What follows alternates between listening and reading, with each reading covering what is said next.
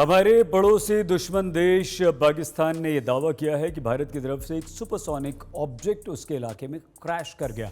पाकिस्तान ने कहा कि भारत की तरफ से आए इस ऑब्जेक्ट ने उसके हवाई क्षेत्र का उल्लंघन किया है और इससे कई इमारतों को नुकसान पहुंचा। भारत ने भी इस घटना पर खेद व्यक्त किया और कहा है कि रूटीन मेंटेनेंस के दौरान गलती से मिसाइल फायर हो गई थी। पाकिस्तान ने कहा है कि उसकी वायुसेना इसकी निगरानी कर रही थी। तो प्रश्न ये उठता है कि जब पाकिस्तान की वायुसेना भारत की तरफ से आ रहे ऑब्जेक्ट की निगरानी कर रही थी तो उसने इससे मार क्यों नहीं गिराया।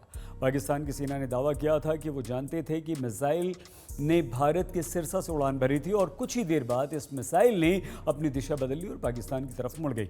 मिसाइल पाकिस्तान के इलाके मियां चन्नू में गिरी। पाकिस्तान के inter service public relations ISPR के महानिदेशक मेजर जनरल बाबर इख्तियार ने प्रेस कॉन्फ्रेंस में कहा कि मिसाइल ने पाकिस्तान के हवाई क्षेत्र का उल्लंघन किया है। उन्होंने कहा कि पाकिस्तान की वायुसेना लगातार भारत की तरफ से आ रहे सुपरसोनिक ऑब्जेक्ट पर नजर बनाए रखी थी।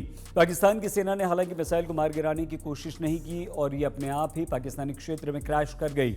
नई दिल्ली में centre for air power studies CAPS think tank के प्रमुख सेवानिवृत्त एयर मार्शल अनिल चोपड़ा ने पाकिस्तान द्वारा मिसाइल को न मारने पर कहा कि मिसाइल जिस तेज गति से पाकिस्तानी क्षेत्र में गई, पाकिस्तान के पास बहुत कम समय था कि वो इस पर किसी तरह की कोई कार्रवाई करे।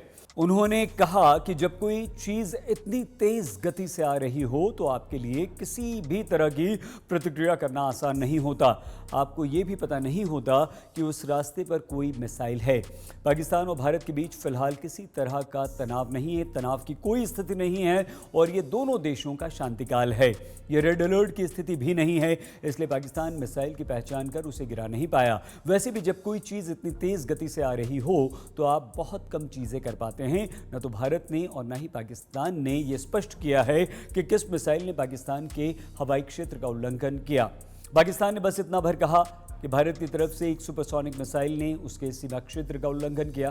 कुछ विशेषज्ञों का ये मानना है कि ये मिसाइल भारत की टॉप मिसाइल ब्रह्मोस का परीक्षण था, जिसे भारत ने रूस के साथ मिलकर विकसित किया है। उनका यह आकलन पाकिस्तान के बाबर इफ्तिखार की टिप्पणियों पर आधारित है, जिसमें उन्होंने कहा था कि पाकिस्तानी क्षेत्र में आई मिसाइल ने 200 किलोमीटर की यात्रा की और 40,000 फीट की ऊंचाई पर ध्वनि की गति से 2.5 गुना से 3 गुना तक तेज यात्रा की।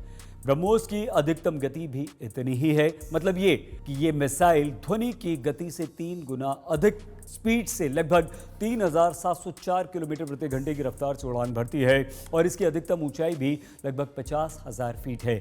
भारत और पाकिस्तान के बीच साल 2005 में बैलिस्टिक मिसाइलों के परीक्षण को लेकर एक समझौता हुआ था। समझौते के अनुसार प्रत्येक देश को बैलिस्टिक मिसाइल परीक्षण से कम 3 दिन पहले इसकी सूचना एक दूसरे देश को देनी होती है। यह समझौता सभी तरह की मिसाइल परीक्षणों के लिए भी लागू है।